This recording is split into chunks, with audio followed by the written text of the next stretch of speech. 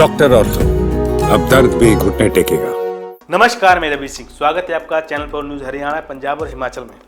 हरियाणा में 1 अगस्त 2025 से नए कलेक्टर रेट लागू होने जा रहे हैं। इसका सीधा असर जमीन खरीदने और बेचने वालों पर पड़ेगा, क्योंकि रजिस्ट्रियों के लिए अब नई दरें लागू होंगी जो पहले से ज़्यादा होंगी।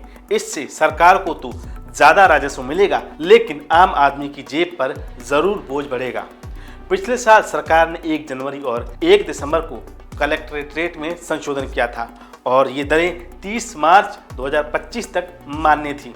इसके बाद अब तक पुरानी दरों पर ही जमीन की रजिस्ट्रियां हो रही थी, जिससे राजस्व विभाग को नुकसान हो रहा था। अब 2025-26 के लिए नए कलेक्ट्रेट रेट 1 अगस्त से लागू होंगे।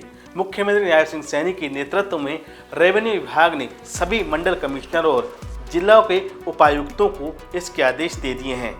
कलेक्ट्रेट रेट बढ़ने का मतलब होता है कि किसी जमीन या प्रॉपर्टी की रजिस्ट्री अब उच्च दरों पर होगी। इससे न सिर्फ प्रॉपर्टी की कीमत बढ़ेगी, बल्कि रजिस्ट्रेशन पर लगने वाला स्टाम्प शुल्क भी ज़्यादा देना पड़ेगा। सरकार के लिए ये कदम राजस्व बढ़ाने का जरिया है, लेकिन आम नागरिकों को इससे ज़्यादा खर्चा करना पड़ेगा। इस बार कलेक्ट्रेट रेट में 5% से 25% तक बढ़ोतरी का प्रस्ताव है। पिछले साल जब दरों में संशोधन हुआ था, तब भी कुछ इलाकों में 12% से लेकर 32% तक की बढ़ोतरी की गई थी।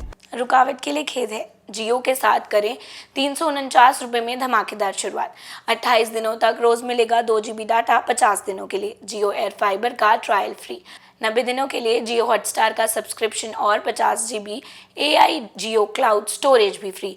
जल्दी करें, डिस्क्रिप्शन में दिए गए लिंक पर क्लिक करें और पाएं ये धमाकेदार शुरुआत। खासकर दिल्ली से सटे NCR के जिलों में रेट तेजी से बढ़ाए गए थे, क्योंकि वहां की जमीनें पहले से ही महंगी हैं। उदाहरण के तौर पर गुरुग्राम, फरीदाबाद, सोहना, पटौदी, बल्लभगढ़ जैसे इलाकों में 30% तक रेट बढ़ाए गए थे। हालांकि 2025-26 के लिए कलेक्ट्रेट रेट दरों में संशोधन पहले नहीं हो सका था। करीब 3 महीने पहले मुख्यमंत्री की अध्यक्षता में एक बैठक हुई थी, जिसमें रेट बढ़ाने के फैसले को स्थगित कर दिया गया था। उस वक्त राजस्व विभाग ने कहा था कि पुरानी दरें ही फिलहाल लागू रहेंगी और नई दरों पर विचार आगे होगा। इसके बावजूद कुछ जिलों ने अपने स्तर पर 10% से 25% तक की वृद्धि का प्रस्ताव तैयार कर लिया था और सार्वजनिक आपत्तियां आमंत्रित करने की तैयारी भी कर ली थी। हालांकि सरकार ने साफ किया था कि उसने अभी तक ऐसी कोई रिपोर्ट नहीं मांगी थी। दरअसल पिछले संशोधन को हुए अभी कुछ ही महीने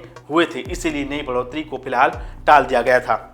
राजस्व विभाग के मुताबिक इस साल 2 बड़े चुनावों, लोकसभा और विधानसभा की वजह से भी कलेक्टर रेट दरों में संशोधन लटका रहा।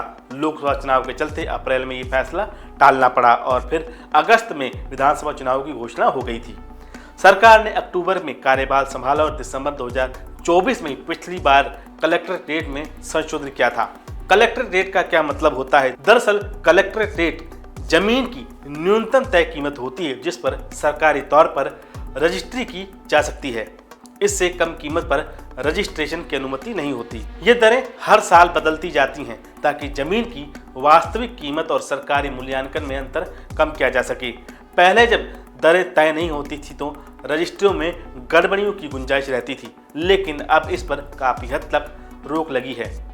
हर जिले में स्थानीय प्रशासन यही तय करता है कि कौन से इलाके में कितनी दर रखनी है। इसके लिए वैल्यूएशन कमेटी गठित की जाती है, जो बाजार मूल्य, इलाके की मांग और विकास आदि के आधार पर दरों का प्रस्ताव तैयार करती है। लेकिन आखिरी फैसला राज्य सरकार और राजस्व विभाग ही लेते हैं। पूर्व मुख्यमंत्री मनोहर लाल ने अपने कार्यकाल में आदेश दिया था कि पूरे प्रदेश में एक समान और पारदर्शी नीति के तहत ही कलेक्ट्रेट रेट तय किए जाएंगे। इसके बाद हर साल नए रेट तय करना सरकार की नियमित नीति बन गई है। हालांकि अब ये लागू होगा तो उससे आम जनता की जेब पर बोझ पड़ेगा और प्रॉपर्टी खरीदना महंगा हो जाएगा। कुल मिलाकर इसका सीधा सार यह है कि जनता की जेब पर बोझ पड़ेगा और उनकी जेब ढीली होगी। डॉक्टर ऑर्थो, अब दर्द भी घुटने टेकेगा।